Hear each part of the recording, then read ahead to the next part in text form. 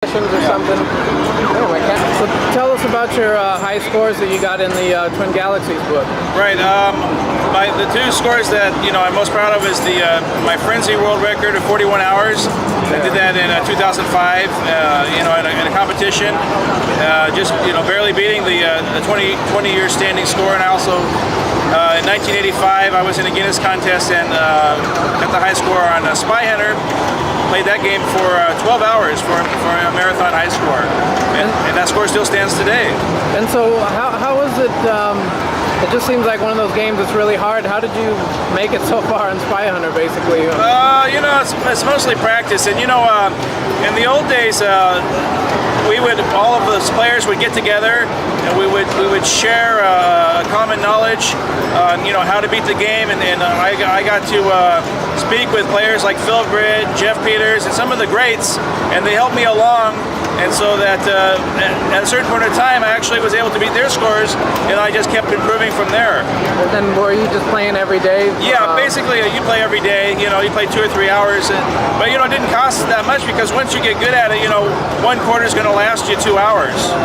And then when you got that original score, they didn't really film it as a practice back then, so somebody just took a picture of the screen or saw it. Yeah, it's done by Twin Galaxies referee. They have referees there, and you need 2 witnesses. I did over at Upland Arcade. It was a game that I don't normally play at that arcade, but that's where the competition was. So I drove up there for the competition, and luckily, the game was working properly, and I was able to do very well. Okay, and let's see. So on Spy Hunter, do you still play it now, or? I played it last year. I brought one for my Spy Hunter competition. This year I'm having a different competition on different games, but I got 1.2 million last year, so I still have a pretty good skill set. That's still a first place score. The next highest score compared to my 9.5 is around 800,000, so my score is actually 10 times higher than the next highest score. Yeah, so since that score is so high, do you think there's a reason why no one's able to even get close? Is it like people aren't playing it as much, or is it just a different kind of game dynamic that's so hard? Or well, it has a lot of controls first of all, and you have to have a very good working piece of equipment. And I don't know how many games are refurbished and are able to work in perfect order. And like I said before, I had the advantage of I lived through the arcade era. Yeah. We shared our talents. We pulled our talents together and helped each other out. They don't have that anymore. Everybody plays at home. Yeah, that's quite a difference. Yeah, not hanging out and stuff. And any comment maybe on your website or anything like that? I have a Spy Hunter website that talks about, they pulled my score because it was too high, too unbelievable, so I had to put the facts on the website, spyhunter007.com, and they put my score back on the top of the leaderboard where it belongs, and then, like I said, 2005, they put my Frenzy world record up. I did that in person in front of Walter Day, and so, I'm pleased the way things have worked out. And then when you made that best game, how many hours were you, or how long were you playing that day? On which game?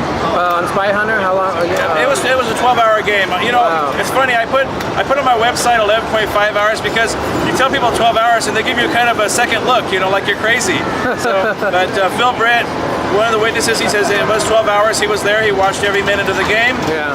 Jeff Peters was there as well. They're both famous Guinness players, so I had some pretty good witnesses watching my score. Did you get real nervous when you started getting real high up like that after 6 hours? What's funny is I was at around 2 million, and Phil Britt would say, "Hey, there's a guy in Alaska who's got 3 million. Don't stop." Then I get 3 million. Oh, the guy in Alaska, he's at 4 million. Keep going. So he kind of instigated my high score. And so what's next for the video gaming there? For me, I'm just running contests now. I collect classic video games. I bring them to the contest. I give out cash prizes because I want to give back the feel of the arcade era, which people are missing. They don't understand the camaraderie that goes on, and I get to see that the old classic players and the new players, and try to get some new world records here. That's the goal. What do you think about the whole MAME cabinet scene where you're kind of still playing by yourself and you got a million games in one cab kind of thing? MAME is great for practice, but it's not the same as the coin-op because you need to have the real controls to do well. You can't play Spy Hunter on MAME. It's too hard. So anything that has any kind of complicated controls, you're not going to get the high score. And so you need to practice on MAME. And I actually, for my frenzy score, I practiced on MAME. It was a coin-op MAME, but it's still good enough. And I was able to get good enough to improve my score and get the world record. All right, cool. Yeah. All right, well, thanks a lot. Yeah, well, good luck.